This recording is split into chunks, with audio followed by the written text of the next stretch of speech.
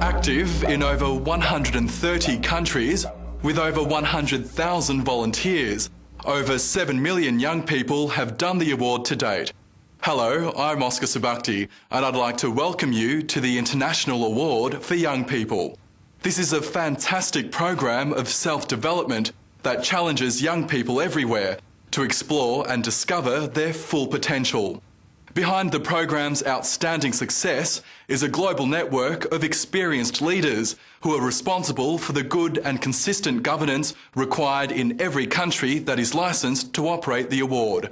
I welcome you to this global family of over 1,000 directors and trustees whose commitment and good governance is transforming the lives of young people everywhere. One word. I think I would be saying wow. Self-satisfaction is the word. But I'd say it's life-changing. I would say it's challenging. For capacity building. It is very personal. Empowering. Perseverance. It's a challenge. Inspirational. Transforming. Togetherness.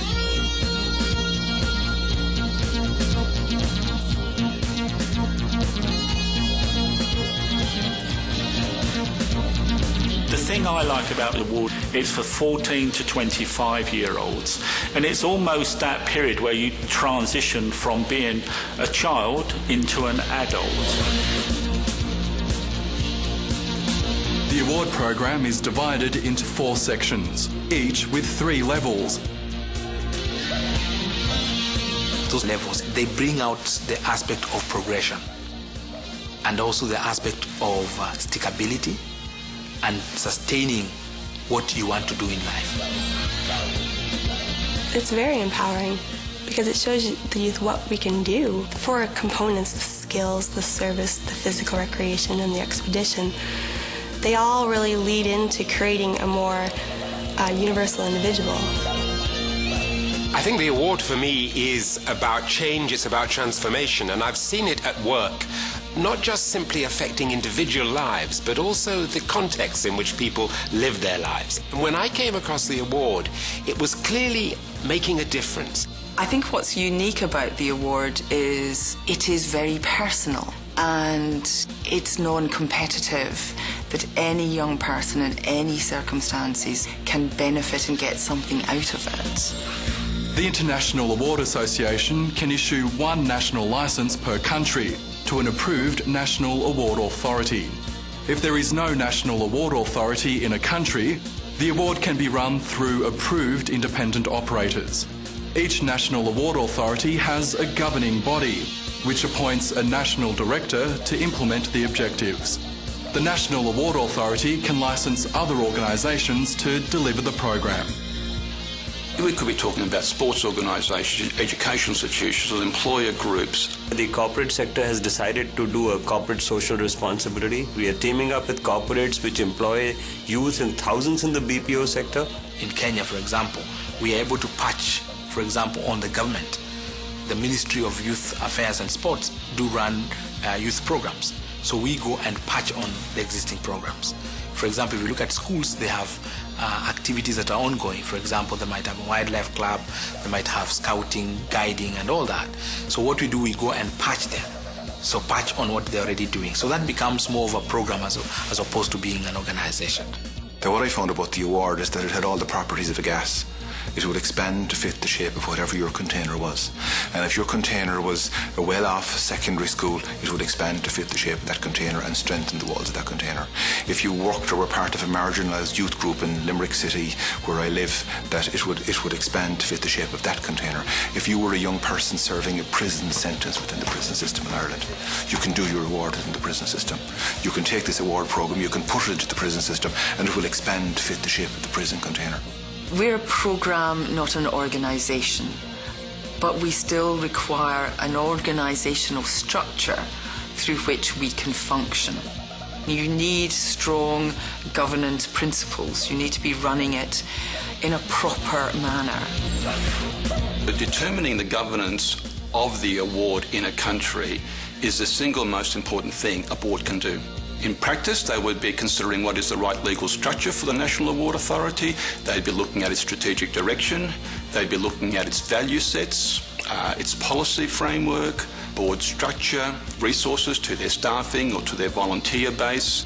Essentially, the Board of Management are responsible basically for the strategic direction of the organisation and ensuring in broad terms that it achieves its objectives as set down in whatever its constitutional document is. It sets the goals it wants to achieve. These are typically linked into the country's priorities. So if there's very high unemployment in the youth in the country, or there's certain sectors that need priority, the board should be close to that and monitoring that and picking up on those. Its job is to recruit appropriate people at an executive level to discharge those objectives and then to go about achieving those objectives. The single most important decision a board makes is the appointment of the national director.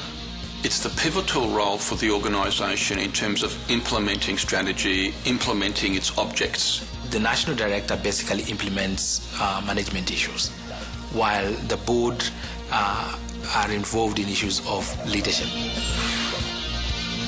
Accountability, I think, is the most important issue. To make sure that we're transparent in our operation and we're accountable to our stakeholders. So that would be, most importantly, the participants in the award program, their leaders, parents, and corporations who donate so generously to the award program. If you're giving money, you want to know that it's going to be used properly. If you are a beneficiary of that service, you want to know that it's being delivered to the highest possible standard. And governance is about achieving that. It's about creating an atmosphere, a context in which people do their work. So it's not about you. That's the basic thing. It's not about you. It's about the delivery of the program. So it's important to sometimes just stop and say, okay, this is what the program is about. This is how I'm to deliver it. I think then having an understanding of how the organisation, if it's an organisation that's already standing, how it discharges its business, to have a look at the Memorandum of Association, to have a look at the Articles of Association or its constitutional or charter document and find out exactly what is it the organisation says it is meant to be doing.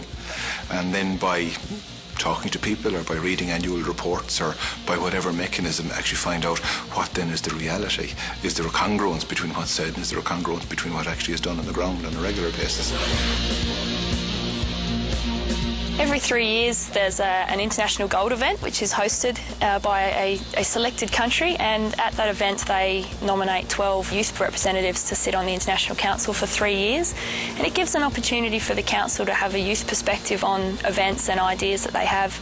We influence policy making for the international award on behalf of young people, and we represent the voices of young people in the International Council. We say we're transforming lives, but are we really? And we're getting initial indications from that research that in fact we really are. We're making a difference in high school completion, university completion, better health practices, more participation in physical activity, a desire to serve their community. Government has a serious agenda on issues of young people. And so you need to partner with government. You also need to help government to understand the importance of involving young people in areas of leadership development so that it contributes to the socio-economic development of the nation.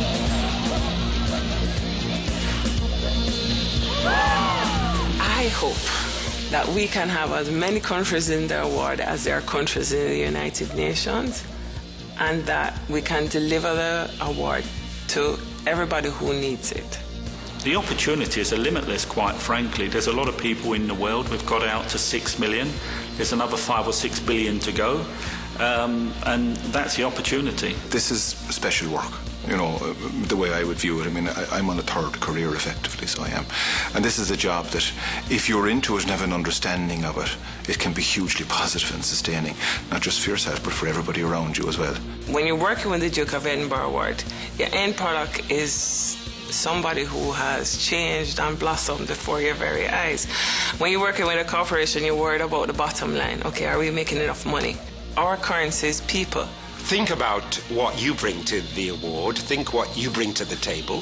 Think also what it was, not only that drew you to the award, but what drew the award to you. I mean, yeah, you found the award, but the award also found you at the end of the day, one way or the other. Whether you are taking on a role as a national director or whether you're joining one of the governance institutions of the award. So just take time to reflect on that and don't lose whatever that was.